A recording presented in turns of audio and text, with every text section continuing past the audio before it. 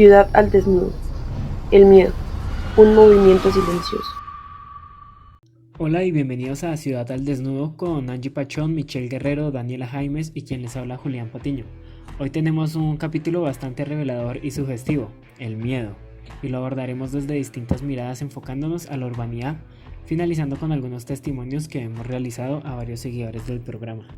La mirada del miedo como local es aquella visión referida a los espacios públicos del barrio o residencia en el que nos encontremos. Las variaciones de la perspectiva y opinión desde características como la edad, el sexo, la región o la clase social de la persona son importantes para no generalizar sobre el miedo en las personas, teniendo en cuenta que nosotros como ciudadanos somos parte activa de la ciudad.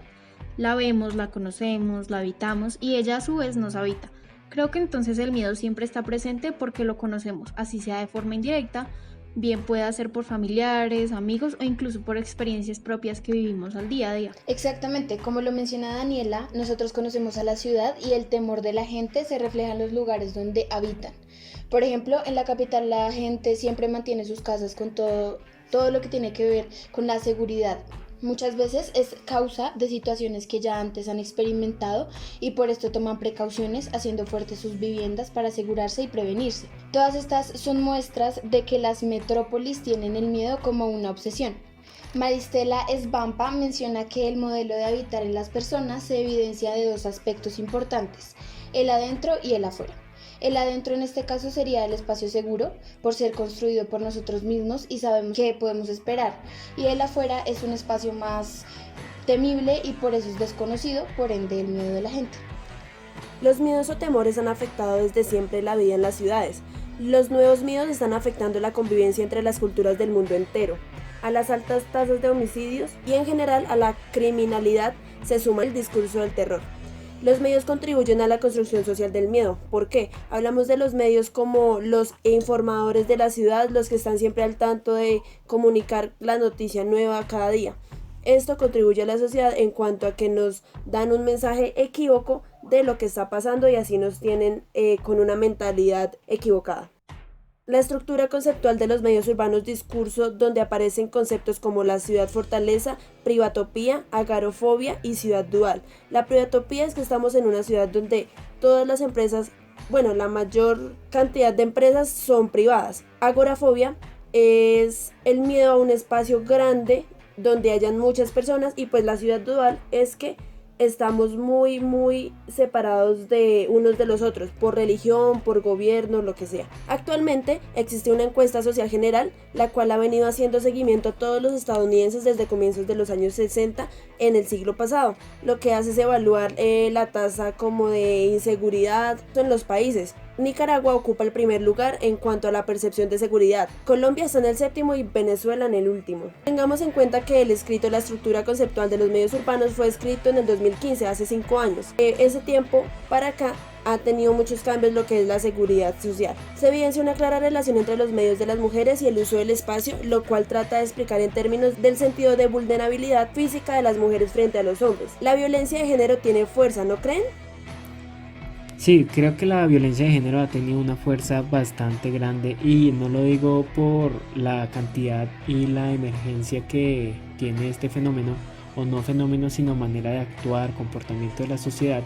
No sabría muy bien cómo definir aún la violencia de género, pero siento que ha crecido como el miedo que siembra en la sociedad y no tan solo hablo de las mujeres, también hablo de la sociedad en particular, como este actuar, como este fenómeno tiene un miedo implícito y cómo lo siembra en la sociedad, haciendo que muchos comportamientos de la cotidianidad, ahí sí podríamos estar hablando de las mujeres, como muchas mujeres se ven retraídas por sus ideales, retraídas por sus pensamientos, por sus maneras de ser, se les está negando una libertad pues que merecen y que no creo que sea necesario pues que sea así. Muchas personas dicen que la solución de la violencia de género es que las mujeres cambien su forma de ser y eso es totalmente erróneo, sabiendo que esto está generando un miedo, como repito, no solo en las mujeres sino en una sociedad particular sobre la violencia en sí, sobre el origen que tiene la violencia. Pues en el sentido que habla Angie de vulnerabilidad, nos encontramos desde la sociedad que se proponen diferentes estrategias que llegan directamente de discursos políticos o campañas atenuantes para contrarrestar la delincuencia y demás escenarios a los que en la ciudad contemporánea muchos de nosotros estamos expuestos. Según planteamientos de Manuel Castells, el sociólogo español, el individuo actualmente quiere tener garantizada su seguridad y minimizar su miedo al punto de que no hay dispositivos capaces para lograrlo desde las políticas estatales. Esto hace ver que la inseguridad y la delincuencia son problemas que requieren cada vez más soluciones a las encontradas en el pasado, donde claramente no se veían las mismas circunstancias que se viven pues ahora, en el ahora y que vivimos los ciudadanos en este momento. Entonces tiendo a suponer que la sociedad expone su necesidad de estas soluciones estatales basándose en el creciente número de formas delictivas que intensifican su miedo. Es decir, antes no veíamos tanta delincuencia como las formas que se ven ahora de robo, de hurto. Entonces las políticas estatales ayudan a contrarrestar todos estos temas delincuenciales.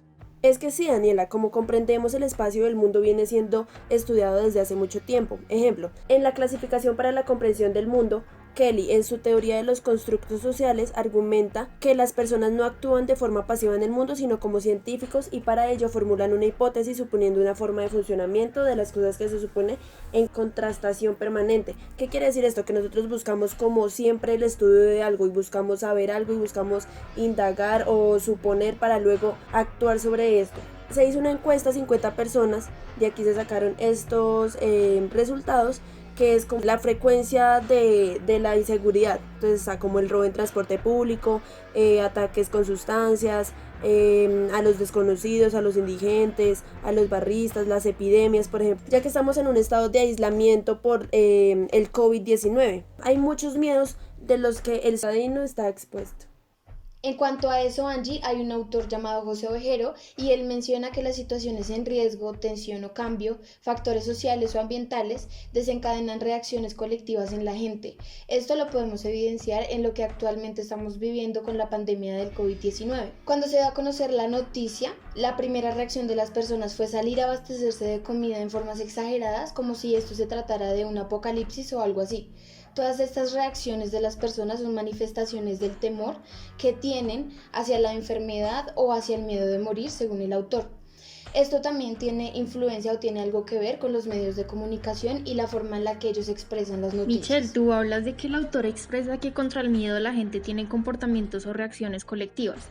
Es por esto que la necesidad de adoptar políticas o programas para combatir las tasas de delincuencia o en este caso de sobreabastecimiento son necesarias al ciudadano porque éste expresa el miedo como algo real y toma prácticas como no salir a tales horas, no ir a determinados lugares, usar cámaras de seguridad en sus residencias, etc.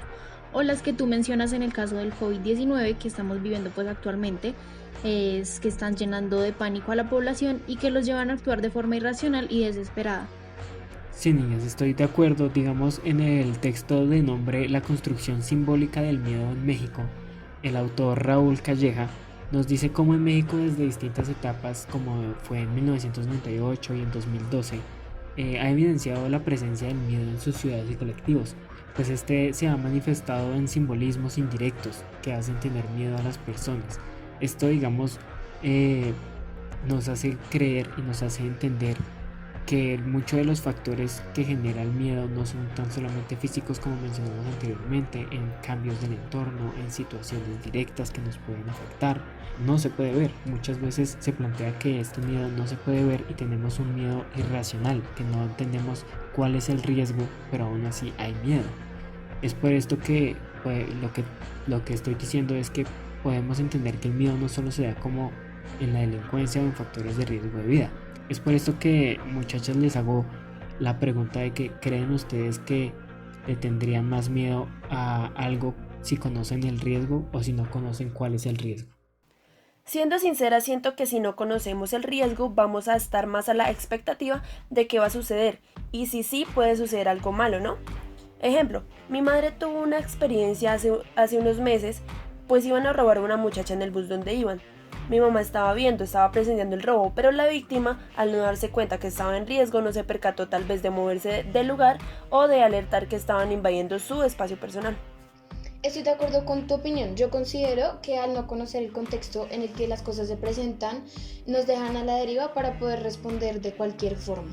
Ahora, siento que también es buen momento para diferenciar las situaciones en las que el sexo, las edades o los lugares de residencia son características que pueden cambiar la percepción del miedo en los ciudadanos.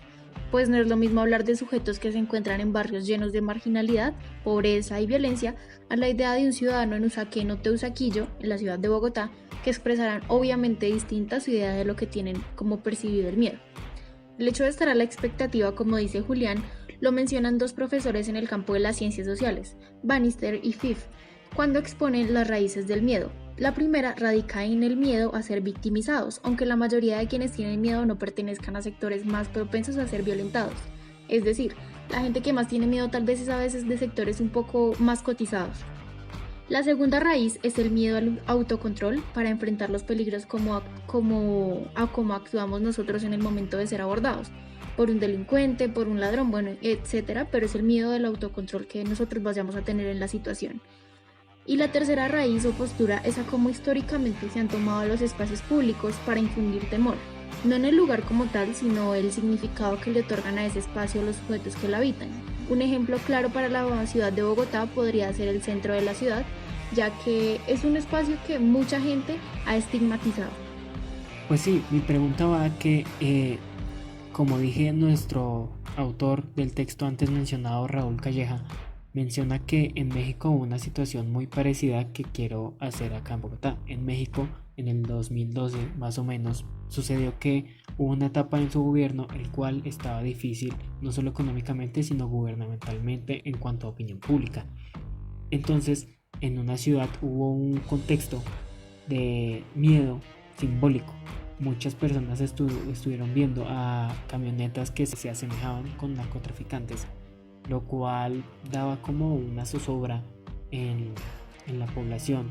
Esto junto al voz a voz, las redes sociales, junto a falsos testimonios de que estaba pasando algo, de que estaban matando gente, iban a matar gente, creó una expectativa de miedo muy grande, a tal punto que muchos negocios no llegaron a abrir durante todo un día y muchos negocios también se negaron a participar, mucha gente se negó a salir, mucha gente empezó a transmitir por redes sociales testimonios falsos, fake news, lo que conocemos ahorita como esta información basura, lo cual generó y expandió un miedo el cual la gente estaba atemorizada en sus casas, pero no conocía el porqué, no conocía el riesgo, cuál era la razón, de dónde venía ese miedo.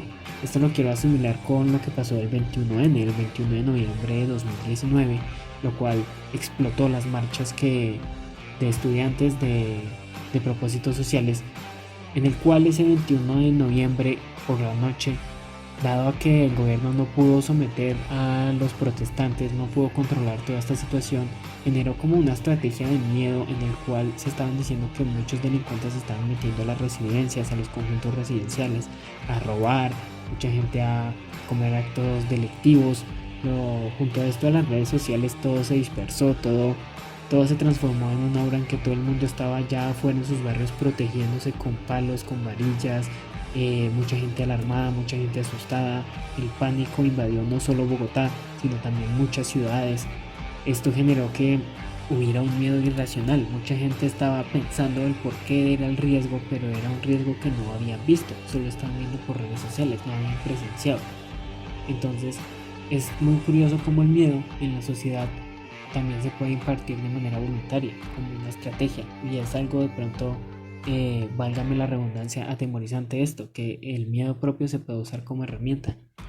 Pero siento que también el miedo, bueno, sí, obviamente la desinformación, y es que los medios nacionales, como aquí en Colombia, nos mantienen también muy desinformados. Lo que pasaba que estaban destruyendo toda la ciudad y todas las falsas noticias que también dieron y solo transmitían las cosas malas, eso también afecta mucho al miedo de la persona que no sabe cómo informarse.